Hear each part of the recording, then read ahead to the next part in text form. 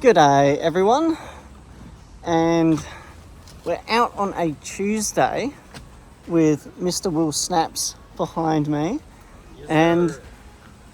Yeah, we've come past Brisbane northways a bit from the Gold Coast just to do a bit of waterfall and forest photography. We've had some good rain recently, so it should go well in terms of conditions. There should be some good use for the polarizer. So we'll get over to the waterfall and I'll have a chat about doing waterfall photography using a tripod and what you can do in terms of stacking, exposure stacking, focus stacking and so on, where that's useful, where it's not. And yeah, without further ado, let's just get into it.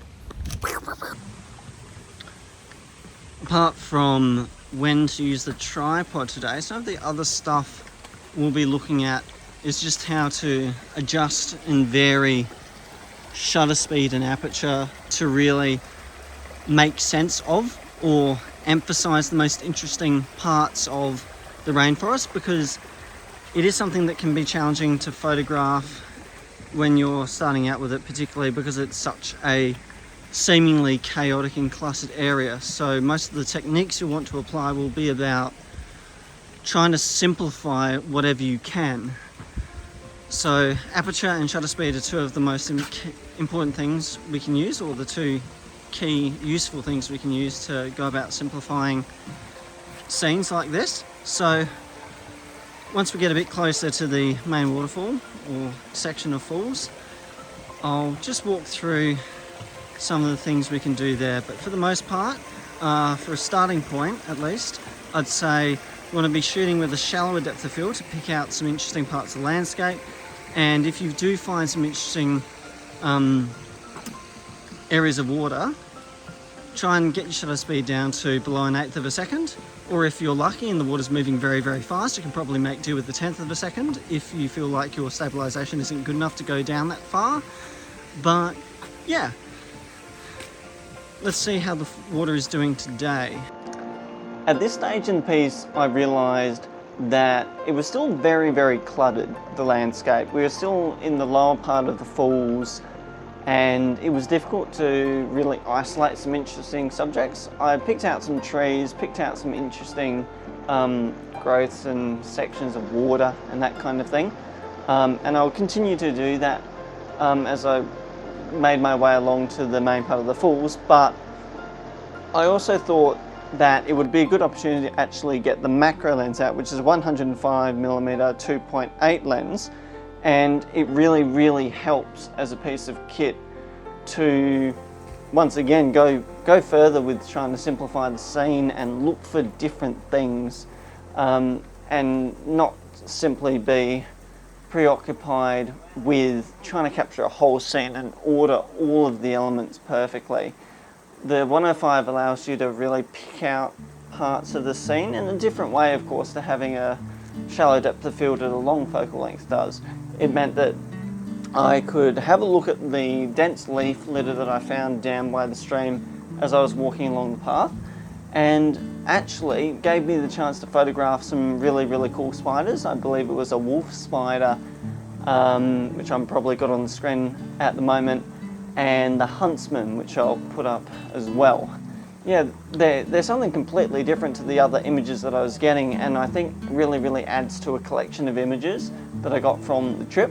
So as a hot tip, if you're going out into the forest, you're still in this really, really chaotic sort of area, and you're trying to find stuff to simplify the scene and get some nice clean images, then getting a macro lens, or maybe a half macro lens or something like that, is a really, really high value option for your kit. At this point, I mostly stopped the macro though.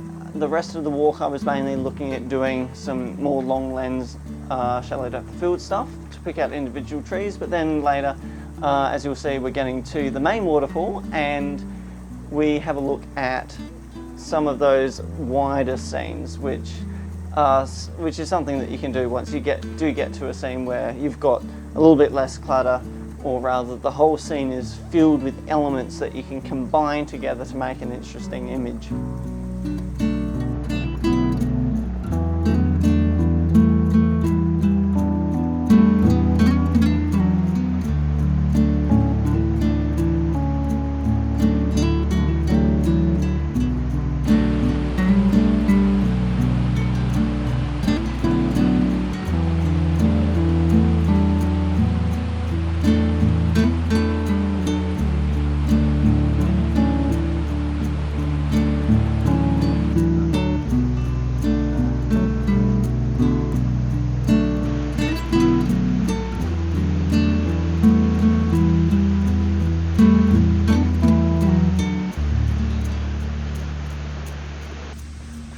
Just while we're continuing along here through the footfalls, everyone, quick thing to note that can be very helpful as well is to look for the small details in rainforests, because besides shutter speed and aperture to try and simplify scenes that you're looking at, the other trick is just simply to exercise your compositional ability as much as possible. Look for compositions that are as simple as you can find to begin with. Don't try and overdo simplifying complex scenes, because sometimes it won't work. But if you do find small parts of the scenery that speak to the flavour, I suppose, of the surrounding area, just focus on those and don't overcomplicate it. If you find something really simple, don't overcomplicate it, just use its simplicity a bit.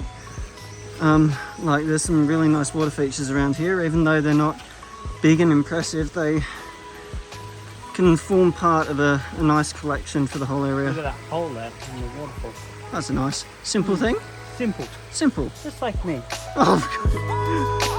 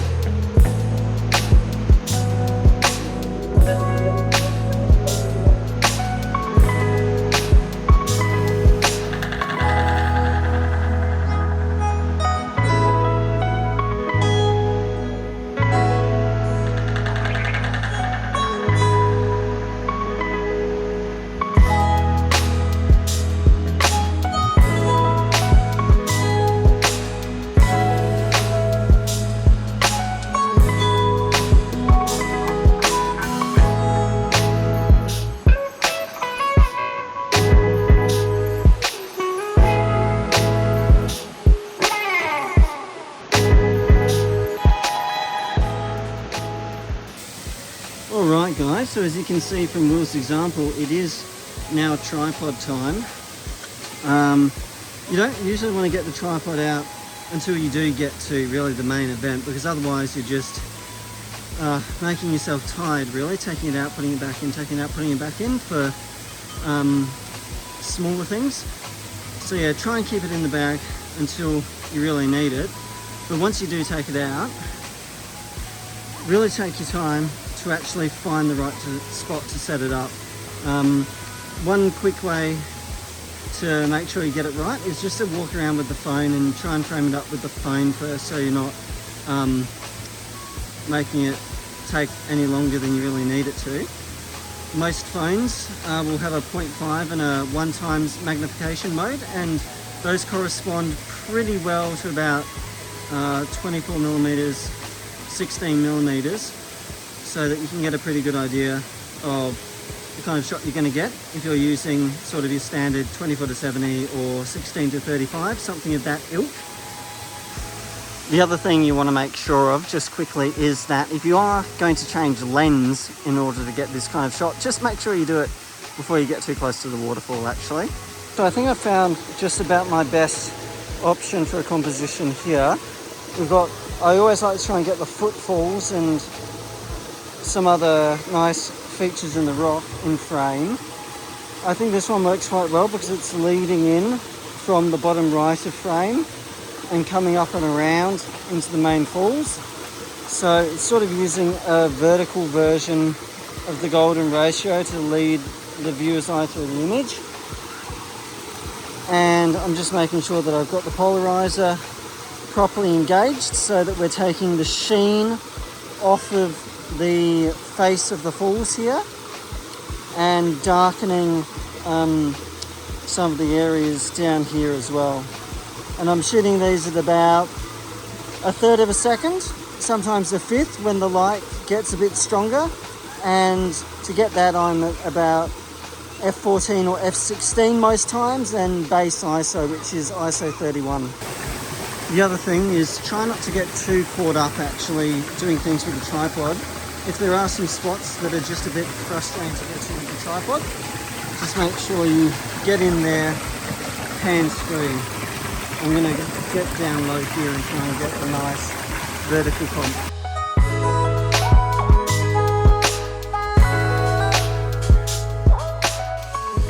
did eventually get the tripod set up somewhere down there. It went pretty well, but there was definitely a bit more faffing around than you'd like. I think for the most part, if you're going to shoot a third of a second, quarter of a second, your best bet is actually to just shoot on high continuous mode, because it'll give you probably 1 frame out of 4, nice and stable, and it just means you can save a bit of time, try out some more compositions, because otherwise you're going to run out of time before you've tried all of the compositions you want to. That's if you're using a tripod. So if you've got a composition that you think is really, really good and you want to nail it, set up the tripod. But if you're scouting a location like I am today and just getting your first shots at it, maybe just go freehand and nice and wide. Give yourself a little bit of breathing room in terms of shutter speed. All right, guys. Well, didn't get too much on the way back, but there was a few things, some nice shots down the trail. Woo! Yeah, Will's already posted some shots. Not yet, we're waiting on the internet, sort of. but you'll be seeing them soon. Yeah, no, it's gone well. We had some really super high dynamic range scenes, so really focusing on the highlights, exposing for those highlights on the falls, and letting the shadow sort of do its work to frame the photograph. And yeah, for the most part, it's worked out really, really well. So the only other thing to add with regards to the tripod is that it's not necessary a lot of the time, really.